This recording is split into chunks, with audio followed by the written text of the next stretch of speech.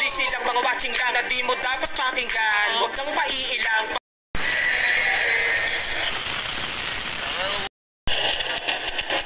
Forgetting the spot on the finals. Guzman will try to make it. Isang mabilis na nakaw yan. All the way to the car. Grabe. Grabe yung bilis.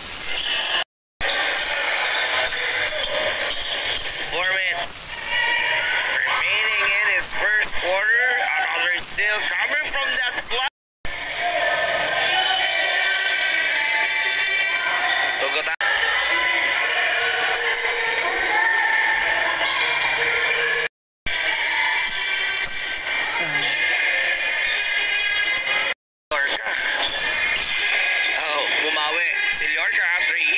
Possession, Gogotano again. Reverse layup is good.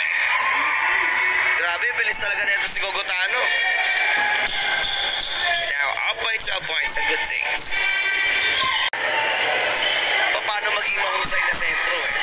Sa depensa nagsisimula. If you have that good defense, try to pull this up.